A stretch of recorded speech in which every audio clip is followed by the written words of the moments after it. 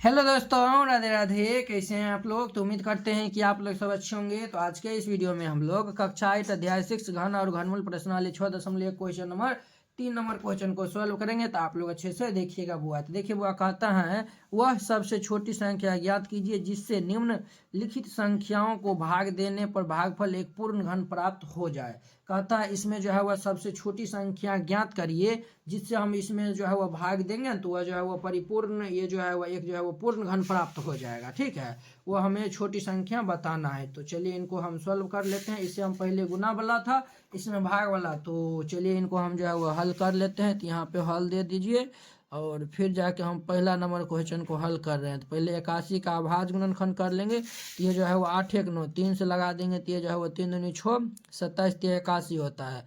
3 से लगाएंगे तो ये 9 हो जाएगा। 3 से लगाएंगे तो ये 3 3 9 हो जाएगा। तो यहाँ पे चूंकि हम 81 का अभाज्य गुणनखंड किए हैं तो ये 3 गुना 3 गुना ये 3 गुना ये 3 आया हुआ है। तो देखिए ये 3 3 को तो जोड़ा यानी ग्रुपिंग बन गया। ये एगो 3 जो है वह ज़्यादा है। अगर एगो 3 में हम 81 से भाग दे देंगे तो कहीं ना कहीं जो संख्या आएगा वही जो है वह परिपूर्ण घन यानी कि होगा। ठीक है, तो हम यहाँ पे वही बात लिख देना है। क्या लिख देंगे?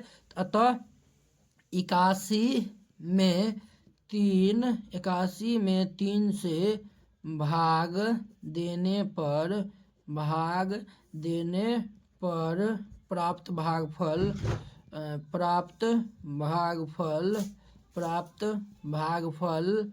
एक परिपूर्ण घन होगा। यानी हम ये क्या लिखे हैं बउआ? ये तीनों को ज्यादा था ना, 3 में हम 81 से जो है 81 में जो है वो हम 3 से भाग देंगे तो जो भागफल आएगा वह एक परिपूर्ण घन जो है वह होगा। तो ये जो है वह यही 3 इनका आंसर हो जाएगा। ठीक है, ये पहला नंबर था। अब देखिए इनका दूसरा नंबर में हमारा 128 है। 128 है तो इसका अभाज्य गुणनखंड कर लेंगे। 2 से लगाएंगे तो 6 4, फिर 2 से लगा देंगे तो ये 3 2 32 हो जाएगा। फिर ये 2 से लगा देंगे तो ये 16 हो जाएगा। 2 से लगा देंगे तो 8 हो जाएगा। 8 का हम फिर से करेंगे तो 2 से लगा देंगे तो 4, 2 से कर देंगे तो ये 2। तो देखिए बुआ ये जो है वो चूंकि 128 का अभाज्य गुणनखंड किया है तो देखिए 1 2 3 4 5 6 7 को 2 आया हुआ। 1 2 3 4 5 6 7 को 2 आया हुआ। 1 2 3 4 5 6 7 को 2 आया हुआ। 1 2 3 4 5 6 7 को 2 आया हुआ है। तब देखिए हम 3 3 को ग्रुपिंग लगाते हैं तो ये 3 3 को लगा देंगे तो एगो 2 जो है हुआ ज़्यादा है। तो एगो 2 से हम भाग दे देंगे तो वही बात हम यहाँ पे लिख देंगे। अतः ये जो है वह 128 में 2 से भाग देने पर प्राप्त भागफल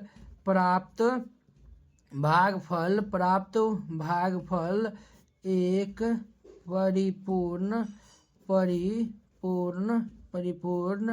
घन होगा। और यही जो है वह इनका आंसर हो जाएगा। तो इस तरीका से बनाइएगा, ये बन जाएगा। 3 में जो है वह 135 है। तो 3 नंबर क्वेश्चन को हम यहाँ इंसर्ट लेते हैं। तो 3 नंबर में जो है वह ये जो है वह हमारा 3 नंबर में जो है वह 135 है। तो 135 का अभाज्य गुणनखंड कर लेंगे।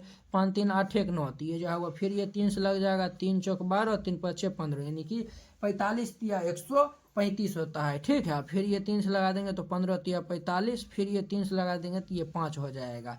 अब देखिए चूंकि 135 का अभाज्य गुणनखंड किए हैं तो ये 3 गुना 3 गुना ये 3 गुना 5 आया हुआ है। यानी कि देखिए ये 3 व 5 है, एगो 5 ज़्यादा है तो एगो 5 से हम इसमें भाग दे देंगे तो प्राप्त जो भागफल होगा वह परिपूर्ण घन बन जाएगा। तो यहाँ पे वही बात लिख देना है। अतः ये जो है वह 135 में 5 से 135 में 5 से भाग देने पर प्राप्त भागफल एक परिपूर्ण घन होगा।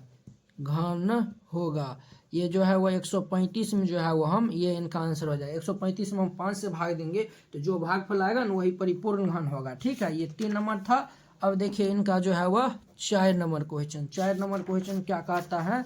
तो 4 नंबर में 192 है, तो ये जो है वह 4 नंबर में जो है वह 192 है। तो अब देखिए इनका हम करते हैं, तो ये जो है वह 2 से लगा देंगे, तो ये 9 दूनी 18, 6 6 दिन 12 2 9 दिन 18 19 के 9 हासिल 1। अब देखिए 2 से लगा देंगे तो 4 दूनी 8 8 दूनी के ये 16, फिर ये 2 से लगा देंगे तो 24 दूनी 48, 2 से लगा देंगे तो 12 हो जाएगा।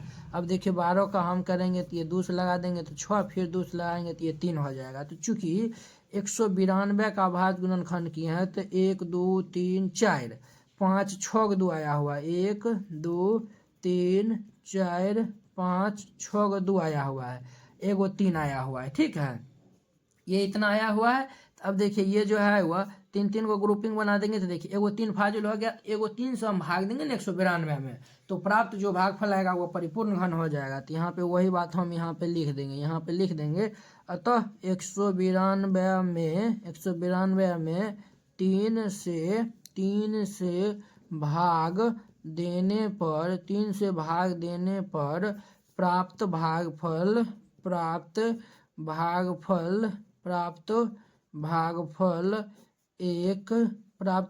एक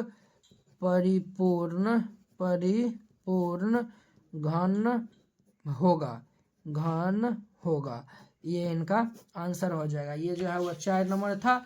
अब देखिए इनका 5वां नंबर क्वेश्चन में क्या है बुआ, तो 704 है, कितना है तो 704 है। तो अब देखिए 704 का भाज्य गुणनखंड करने जाते हैं, तो 2 से लगा देंगे तो 35 दूनी 70 2 252 हो जाएगा, 352, 2 से लगा देंगे तो 1 15 होती है, 7 दूनी 14 7 दूनी 14 और ये 12 होता है, 7 6 दूनी 12 हो जाएगा, ठीक है बुआ, ये इतना हो गया।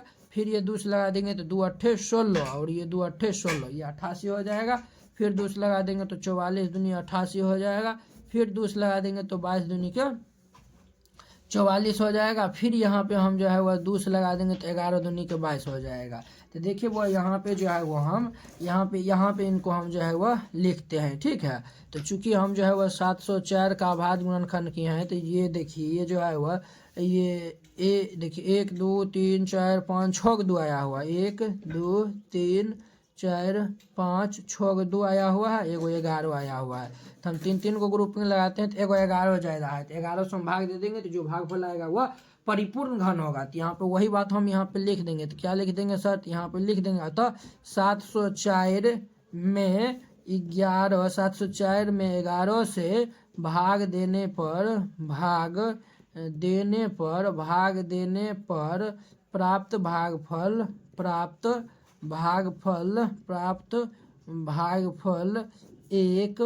एक परिपूर्ण